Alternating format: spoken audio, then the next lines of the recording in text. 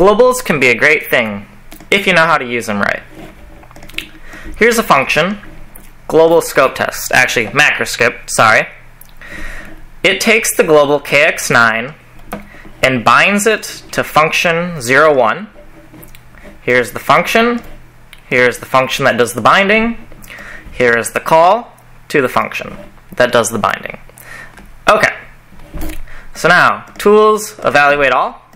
The macro script is registered. Let's run it, see what happens. Macro scope, kx9 equals function 01. That is this line right here. It is verifying that indeed the global variable kx9 has been bound to a function.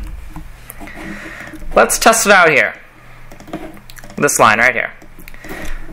It comes back with function 01. So everything's working hunky-dory. Okay, now let's screw some stuff up. Global vars dot remove kx9. Tools, evaluate all. It gives us a value of true right here because, well, it has indeed been removed. So let's check to see if it's been removed. Tools, evaluate all. We get undefined again. So everything's working all right. So now we're going to take this script again and we're going to execute it. Delete everything in here. Okay. So it says the global has been bound to function 01. So this line again. So that's awesome. It's working. But wait 1 second. Okay, let's evaluate this. We get undefined. Okay, so what's going on? Something tricky. That's what's going on. Okay, 2MS Paint. Let's go.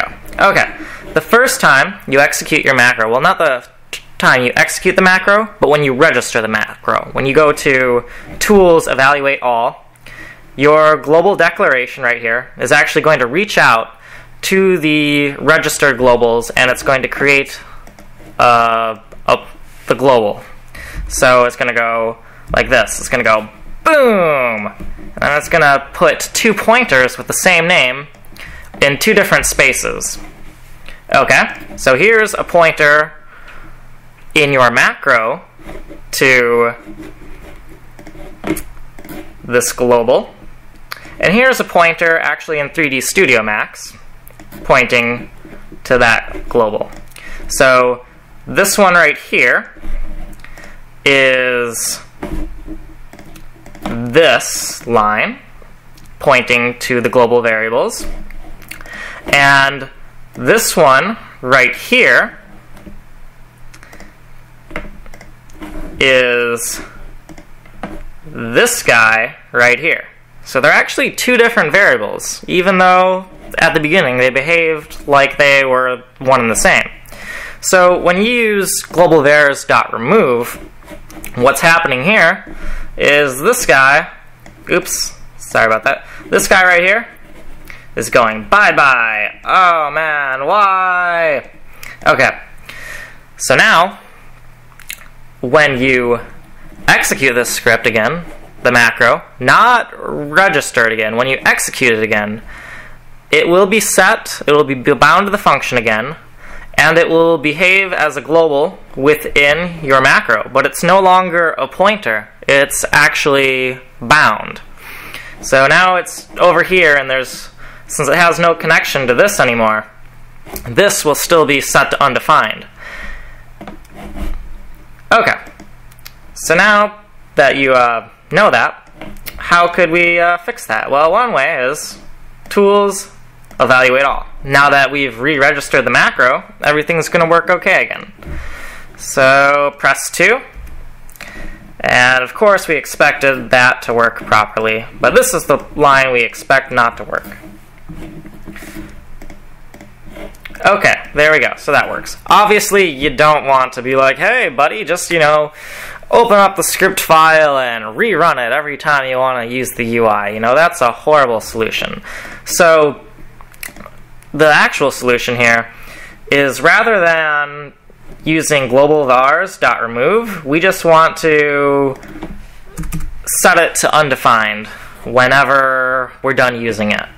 I know that, you know, That's not exactly the way I'd like to do it because I don't want to leave a trace of my script after someone's done using it, but that's just how you got to do it, so deal with it.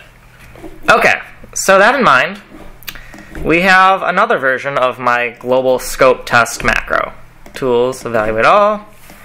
Okay, so this one is going to say that if kx9 is undefined, then kx9 equals 5. Then it's going to set kx9 equal to a point, and then it's going to print out what it's been set to. And actually, I need another line right here. Print, actually, this one right here. Okay, we're just going to duplicate that. So we should get a 5 here, and then we should get, well, not necessarily 5, 5 or some other value, and then we should get a point here. So tools, evaluate all. We're going to press 2, which is the hotkey I've set to this script. Okay, so the first time, it's equal to that original function we had it bound to in the earlier example. The second time, it's equal to a point helper, so that's awesome. Now we're going to go screw things up again. New file. Do you want to save your changes? Nope. Okay. Clear this. Press 2. Runtime error. Attempted to delete deleted... Attempt to access deleted scene object. So what the heck is going on, you know? You can't print the number 5? Seriously? Well, here's what's going on. Let's go back here and see what exactly kx9 really is.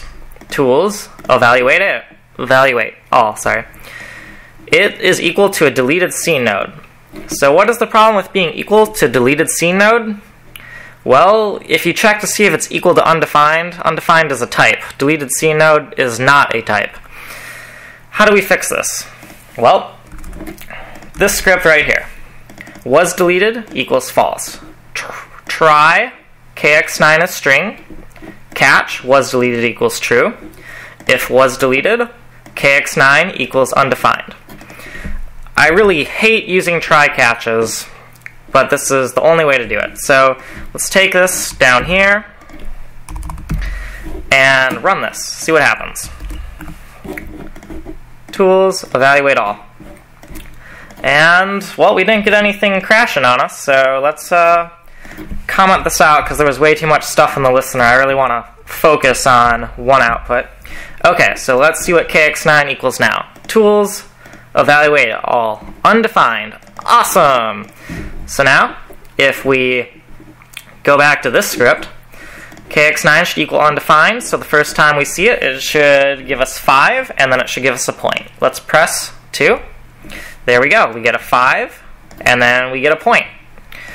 So that's some of the pitfalls. So when you are checking to see if an object exists or not, you should use a try and a catch in that code in case it is equal to a deleted scene node, because chances are that's going to happen. It's going to mess you up. You're going to be stuck for a long time. Hopefully you paid attention. Otherwise, you're going to have like 8 hours of total pain, like late at night one day, just like I had like yesterday. So these examples are going to be in my blog for download, so you can mess with them. And that's it. So happy coding.